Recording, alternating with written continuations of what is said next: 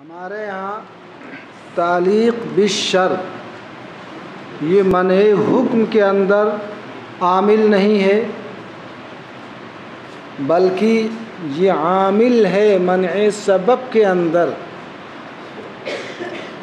اسی کو فرماتے ہیں کہ تعلیق یہ سبب میں تصرف ہے۔ کس میں تصرف ہے؟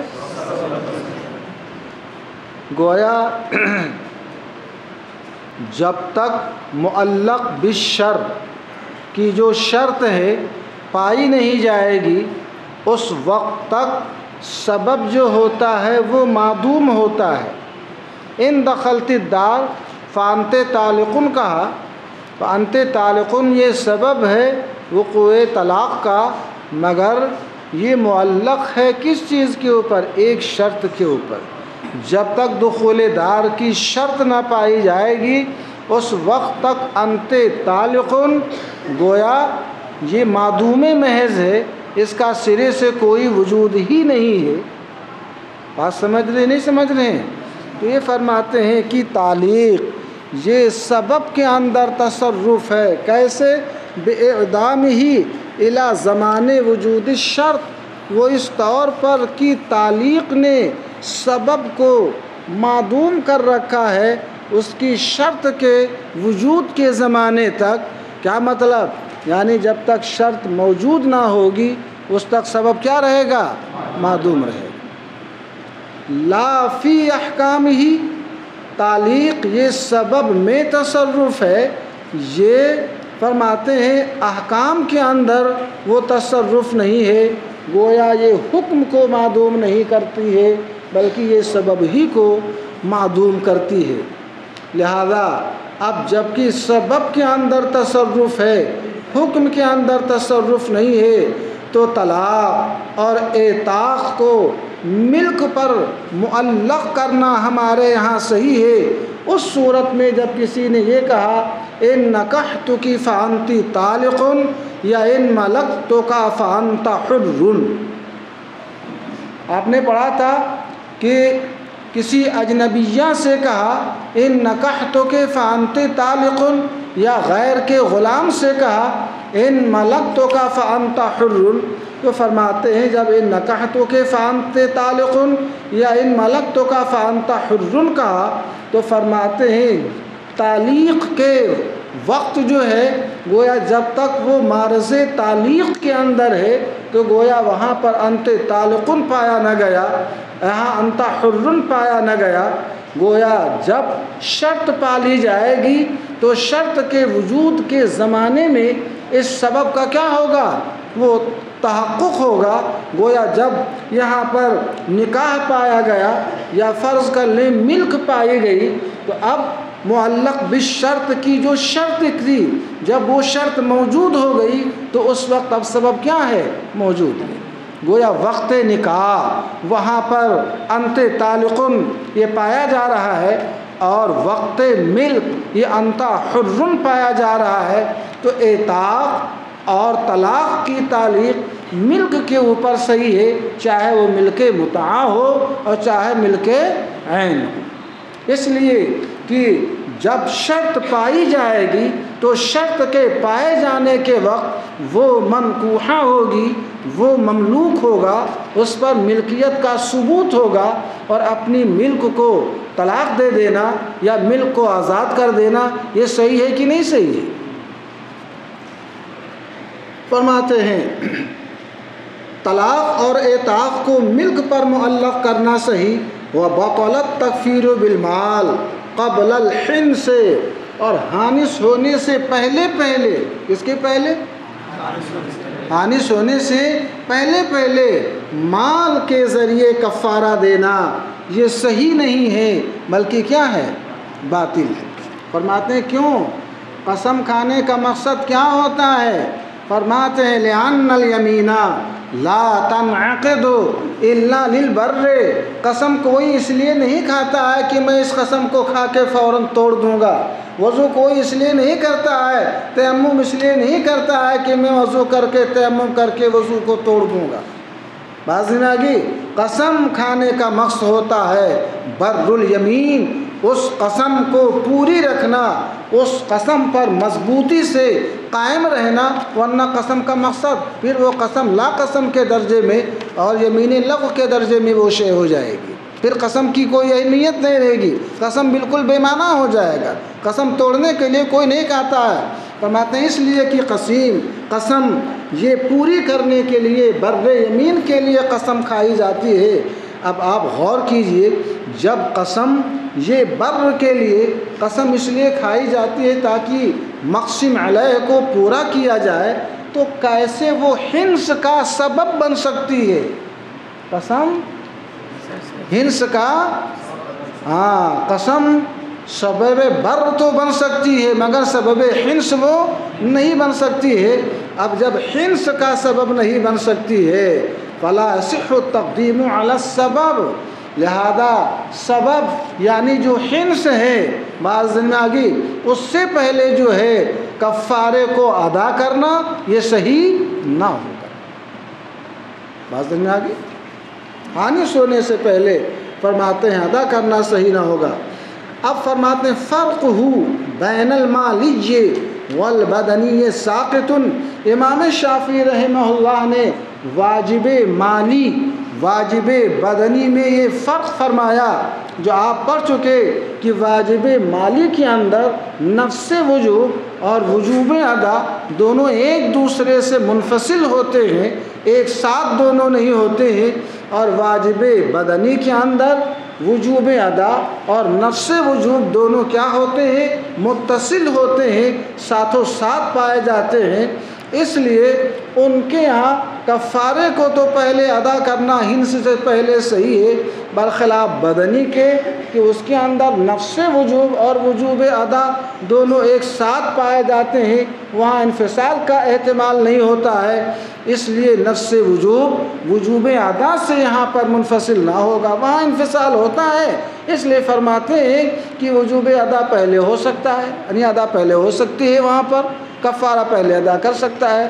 تو وہ فرماتے ہیں امام شافعی رحمہ اللہ کا واجب مالی اور بدنی کے اندر یہ فرق کرنا کہ مالی میں نفس وجوب اور وجوب ادا میں انفصال ہوتا ہے، اس لیے وہاں پر ادا پہلے ہو سکتی ہے، اور یہاں انفصال نہیں بلکہ دونوں ساتھوں ساتھ ہوتے ہیں، اس لیے یہاں پر ادا پہلے نہیں ہو سکتی۔ یہ فرق ساقط ہے۔ کیوں ساقط ہے؟ فرماتے ہیں لأن حق اللہ تعالی فی المالی فعل الادا، فرماتے ہیں اس لیے کہ واجب مالی میں اللہ کا حق ہے کیا؟ فرماتے ہیں وہ فعل ادا ہے۔ واجب مالی کے اندر حق اللہ ہے کیا چیز؟ وہ فعل ادا ہی ہے، لہذا اب یہ بھی بدنی واجب ہی کی طرح ہو جائے گا کہ جس طرح واجب بدنی کے اندر نفس وجوب وجوب ادا سے منفک نہیں ہوتا، تو اب یہاں پر بھی وہ نفس وجوب وجوب ادا سے منفصل نہ ہوگا، لہذا یہاں پر ہنس سے پہلے کفارے کا ادا کرنا صحیح نہ ہوگا۔ اب یہاں پر ایک چیز یہ فرماتے ہیں کہ جب واجب مالی کے اندر حق اللہ جو ہے فعل ادا ہی ہے، کیا ہے؟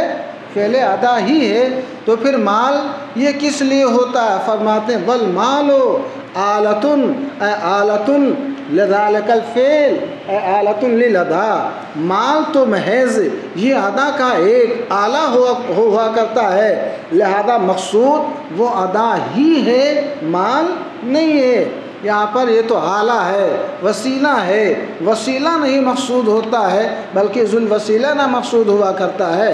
فرماتے ہیں مال تو صرف ادا کا آلہ ہے، تو مقصود ادا ہی ہوگی، اور ادا یہ حنس کے بعد ہی واجب ہوگی، لہذا حنس سے پہلے کفارے کا ادا کرنا صحیح نہ ہوگا۔ وَإِنَّمَا يُقْصَدُ عَيْنُ الْمَالِ فِي حُقُوقِ الْعِبَادِ، فرماتے ہیں کہ ہاں حقوق العباد کے اندر، کس کے اندر؟ حقوق العباد کے اندر عین مال صرف حقوق العباد ہی کے اندر واجب، یہاں پر فرماتے ہیں کہ یہ حق اللہ ہے، کیا ہے؟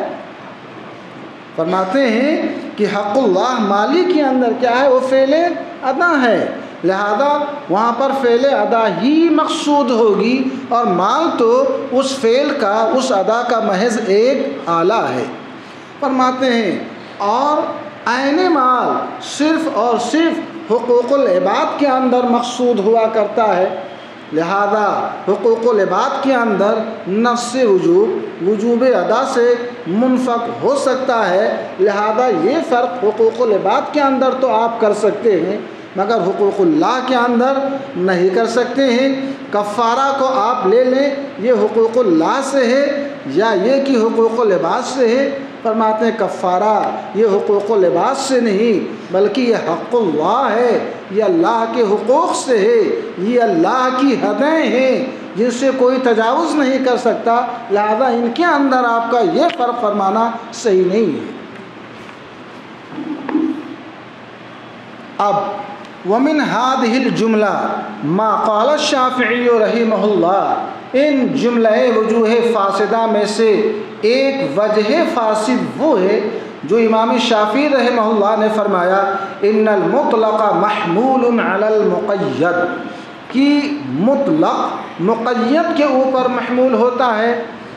ان کے ہاں کبھی کبھی ایسا ہوتا ہے کہ کوئی حکم مطلق وارد ہوتا ہے اور وہی حکم کہیں پر جو ہے وہ مقید وارد ہوتا ہے۔ آپ دیکھیں گے کبھی کبھی ایسا ہوتا ہے کہ حادثہ واقعہ ایک ہوتا ہے اور اس حادثہ واحدہ کے وہ الگ الگ احکام ہوتے ہیں۔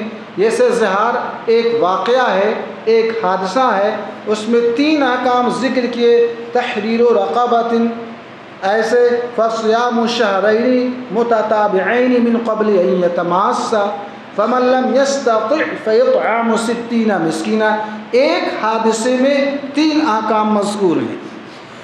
تو کبھی کبھی ایسا ہوتا ہے ایک ہی حادثے کے اندر جو ہے وہ ایک ہی حکم اطلاق کے ساتھ اور وہ تقیید کے ساتھ مذکور ہوتا ہے، اور کبھی ایسا ہوتا حادثات واقعات الگ الگ ہوتے ہیں کہ قتل کا جو حادثہ ہے وہ الگ ہے اور قسم کا حادثہ یہ الگ ہے۔ اس طریقے سے زہار کا واقعہ ایک الگ واقعہ ہے مگر ان مختلف حادثات مختلف واقعات کے اندر حکم جو ہے وہ رقبہ کی تحریر کا ایک ہی حکم آپ دیکھیں گے کفارے قتل کے حادثے میں وہ تقیید کے ساتھ وارد ہے، اور یمین اور زہار کے کفارے کے اندر وہی حکم اطلاق کے ساتھ کیا ہے وارد ہے۔ تو امام شافعی رحمہ اللہ فرماتے ہیں کہ مطلق کو مقید پر محمول کیا جائے گا، یعنی مطلق بول کر کے وہاں مقید مراد لیا جائے گا۔ ہمارا مذہب یہ ہے کہ شارع نے کہیں اطلاق کے ساتھ کہیں تقیید کے ساتھ ذکر کیا تو اطلاق کے ساتھ ذکر کرنے کا کوئی مقصد ہے اور کہیں مقید کرنے کا مقصد ہے۔ کوئی حادثہ ایسا ہوتا ہے کہ جس کے اندر مباشر کے اوپر تغلیظ، تشدید، تضییق مقصود ہوتی ہے تو وہاں قید سخت لگا دی جاتی ہے۔ کہیں حادثہ ہو، کہاں قتل کا کفارہ، کہاں قسم کا کفارہ، کہاں زہار کا کفارہ۔ آپ غور کریں حادثات سب ایک ہی درجے کے اندر ہیں، سب ایک ہی نوعیت کے ہیں۔ کسی نے قسم کھا لی تو اس پر اتنی تلوار مسلط کر دی جائے۔ تو شارع کا مقصد ہے کہ کوئی حکم بہت ہی اغلظ ہے تو اب کوئی حادثہ بہت اغلظ ہے تو اس کا حکم بھی بہت اغلظ اشد ہوتا ہے، اور کوئی حادثہ اس کے اعتبار سے جو ہے وہ اغلظ نہیں بلکہ اخف ہے تو اس کی حکم میں کیا ہوتی ہے اطلاق کے ذریعے تخفیف ہوتی ہے۔ یہ ذہن میں رکھیں ان جملہ وجوہ فاسدہ میں سے ایک وجہ فاسد وہ ہے جسے امام شافعی رحمہ اللہ نے فرمایا ان المطلق محمول علی المقید، کہ مطلق مقید پر محمول ہوگا، یعنی مطلق بول کر کے مقید مراد لیا جائے گا۔ قسم کے کفارے میں اگرچہ رقبہ، زہار کے کفارے میں رقبہ اگرچہ مطلق ہے مگر رقبہ سنا رقبہ مومنہ ہے۔ وَإِنْ كَانَ فِي حَادِثَتَيْنِ، اگرچہ یہ مطلق اور مقید 2 حادثے میں ہو۔ میں نے عرض کیا تھا کہ قسم کے کفارے میں، زہار کے کفارے میں تو مطلق ہے اور قتل کے کفارے میں یہی کیا ہے وہ مقید ہے۔ تو یہ اطلاق و تقیید اگرچہ دو حادثے میں ہوں، جیسے قتل کا کفارہ اور کفارے قتل کے علاوہ دیگر کفارے، لأن قید الایمان زیادت وصف یجری مجرى الشرط۔ امام شافعی فرماتے ہیں مطلق کو مقید پر کیوں محمول کیا جائے گا؟ فرماتے ہیں اس لیے کہ ایمان کی قید کی زیادتی تحریر رقبۃ مومنہ جو کفارے قتل کے اندر ہے، ایمان کی قید، لأن قید الایمان، اس لیے کہ ایمان کی قید یہ ایک زائد وصف ہے، جو وصف زائد یجری مجرى الشرطی، یہ شرط کے قائم مقام ہوا کرتی ہے۔ ویا فتحریر رقبۃ مومنہ کا معنی یہ ہو گیا اے تحریر رقبۃ ان کانت مؤمنۃ، کہ غلام کی تحریر اس وقت ہوگی جبکہ وہ کیا ہو، ایمان کی شرط کے ساتھ متصف ہو، لہذا جب ایمان کی صفت سے وہ خالی ہوگا تو اب تحریر رقبہ وہاں پر متحقق نہ ہوگا۔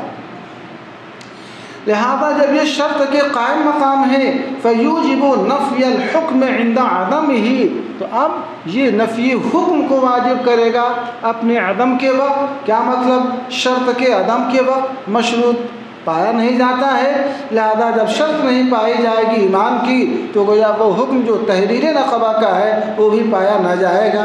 فرماتا ہے لہذا آدمی شرط کے وقت یہ نفی حکم کو واجب کرے گا منصوص علیہ کے اندر۔ منصوص علیہ تو کفار قتل ہے کہ اس میں نص جلی، نص صریح وارد ہے رقبۃ مومنہ، وفی نظیرہ من الکفارات، اور منصوص علیہ کی نظیر کفارات جو اور ہیں، جیسے قسم کا کفارہ، زہار کا کفارہ، تو فرماتے ہیں ان کے اندر بھی یہ نفی حکم کو عدم شرط کے وقت واجب کرے گا۔ فرماتے ہیں کیوں؟ لأنہا جنس واحد، چاہے قسم کا کفارہ ہو، چاہے قتل کا کفارہ ہو، چاہے زہار کا کفارہ ہو، ہے تو کفارہ سب ایک جنس کے ہیں، لہذا جب سب کے سب ایک ہی جنس کے ہیں تو ایسی صورت میں فرماتے ہیں سب اس حکم کے اندر اور اس حکم کی شرط کے اندر مشترک ہوں گے۔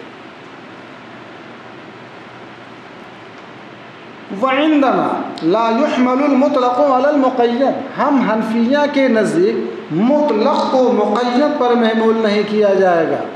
ہر شخص اپنے مذہب کی تائید کرتا ہے، مگر آپ غور کریں گے جو باتیں میں نے گوش گزار کی اس سے آپ پر یہ حقیقت واضح ہو گئی کہ اطلاق اور تقیید کے مواقع جو ہوتے ہیں وہ الگ الگ ہوتے ہیں۔ شارع نے کہیں مطلق رکھا تو اس کا مقصد کچھ اور ہے، کہیں مقید کیا تو اس کی مقید کرنے کا مقصد کچھ اور ہے۔ جیسا جرم، جیسی جنایت، ویسا اس کا حکم، ویسے اس کی قید، ویسے اس کا اطلاق۔ رب العالمین بندے کے اوپر تخفیف فرماتا ہے، یرید اللہ بکم الیسر ولا یرید بکم العسر ما جعل علیکم فی الدین من حرج۔ سمجھ رہے ہیں؟ بشروا ولا تنفروا یسروا ولا تعسروا، یہ بھی پیش نظر رہنا چاہیے۔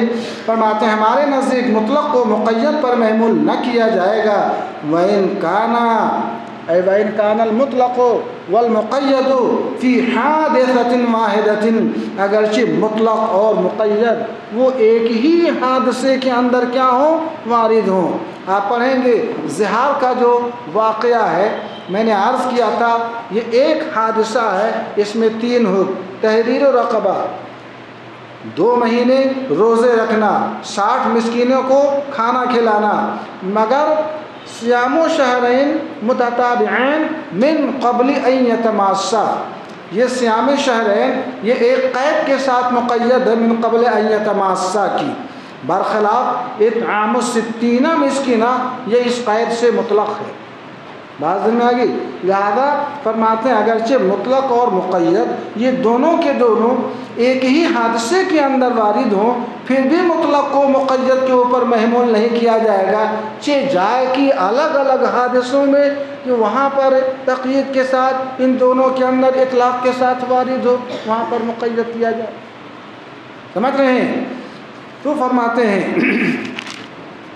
اگرچہ دونوں ایک ہی حادثے میں ہوں، بعد ان یکون فی حکمین، بعد اس کے کہ ایک ہی حادثے کے اندر یہ مطلق مقید 2 حکم کے اندر ہوں، کہ حکم جو ہے صوم کا وہ ایک قید کے ساتھ مقید ہے، اطعام 60 مسکینہ کا یہ حکم مقید نہیں بلکہ قید اطلاق سے عاری خالی ہے، مطلق ہے، مرسل ہے۔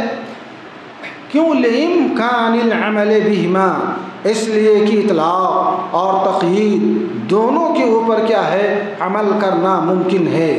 ہم نے عرض کیا تھا اس لیے کہ ہو سکتا ہے کہ کسی حکم کے اندر شارع کا مقصود بندے کے اوپر تخفیف ہو، توسیع ہو، تیسیر ہو، دفع حرج ہو، دفع مشقت ہو، سمجھ رہے نہیں سمجھ رہے ہیں؟ اور ہو سکتا ہے کسی حادثے کے اندر وہ تضییق ہو، تغلیظ ہو، تشدید ہو، اعلیٰ قسم کی سرزنش اور زجر مقصود ہو تو وہاں پر مقید فرمایا۔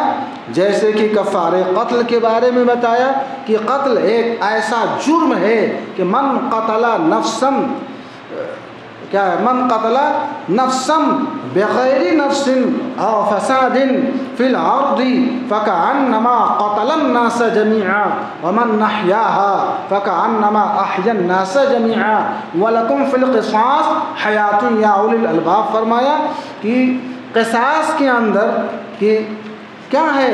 یہ حیات ہے۔ اگر قصاص لے لیا گیا تو اس سے پورا معاشرہ جو ہے امن کے ساتھ، سکون کے ساتھ زندہ رہے گا، اس کو حیات سے تعبیر کیا گیا۔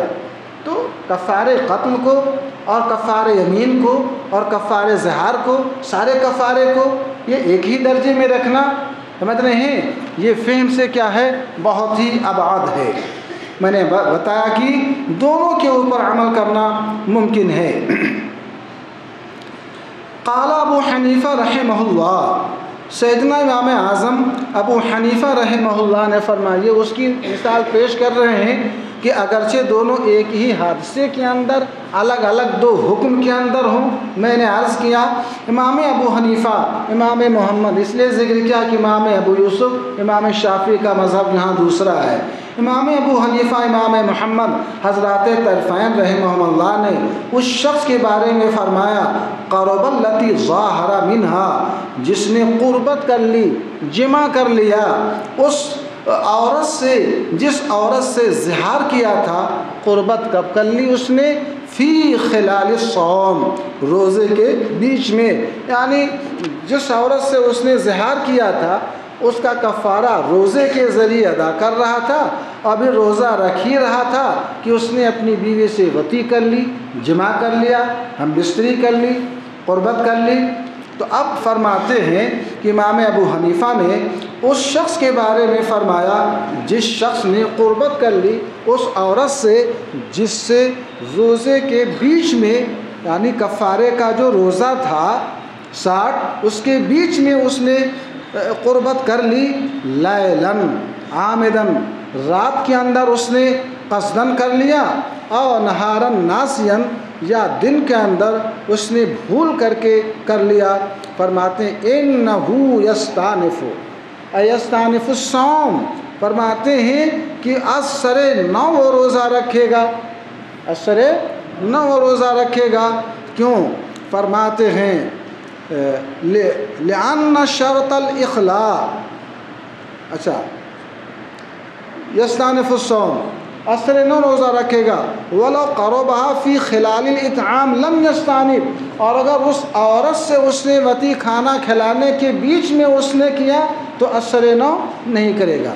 اس کی علت ہم بتا چکے کہ ظاہر سی بات ہے اطعام جو ہے وہ اطلاق کے ساتھ وارد ہے، اور یہ والا حکم کیا؟ صیام الشہرین والا حکم یہ تقیید کے ساتھ کیا ہے؟ وارد ہے۔ تو جہاں پر قید ہے وہاں پر استناف کرے گا، جہاں قید نہیں ہے وہاں استناف نہیں کرے گا۔ ایک تعبیر ہر ایک کی اپنی ایک ادبی تعبیر ہوتی ہے، سمجھ رہے ہیں؟ تو فرماتے ہیں لأن شرط الاخلاء عن المسیس من ضرورت شرط التقدیم علی المسیس وذلك منصوص علیہ فی العتاق والصیام دون الاطعام۔ کیا مطلب؟ ایک ہے اخلاء عن المسیس اور ایک ہے وہ تقدیم علی المسیس۔ بات میں آگئی؟ یعنی رب العالمین نے جب یہ ارشاد فرما دیا من قبل ان یتماسا، یہ 2 مہینے روزے یہ جماع سے پہلے ہوں، تقدیم علی المسیس کیا مطلب؟ یعنی قبل جماع، بس میں آگے تو فرماتے ہیں اخلاء عن المسیس کیا مطلب؟ تقدیم علی المسیس، یعنی جماع سے پہلے 2 مہینے کے روزے اسی وقت پائے جائیں گے جبکہ یہ دونوں کے دونوں مہینے جماع سے کیا ہوں؟ خالی ہوں۔ اور اگر بیچ میں جماع پا لیا گیا، اخلاء عن المسیس نہیں پایا گیا تو تقدیم علی المسیس پائی گئی۔ تو فرماتے ہیں تقدیم علی المسیس یعنی قبل جماع 2 مہینے روزے کے لیے شرط یہ ہے کہ وہ دونوں مہینے جماع سے کیا ہوں؟ خالی۔ تو آپ ترجمہ فرمانے لأن الاخلاء عن المسیس من ضرورت شرط تقدیمی علی المسیس، کیا مطلب؟ یعنی رب العالمین نے من قبل ان یتماسا جو فرمایا یہ قبل جماع یہ 2 مہینے روز ہوں، تو تقدیم علی المسیس کا میں ترجمہ کرتا ہوں کہ اخلاء عن المسیس یعنی جماع سے خالی رکھنا ان دونوں مہینوں کو یہ قبل جماع روزہ رکھنے کی شرطیں لازم ہے۔ کیا ہے؟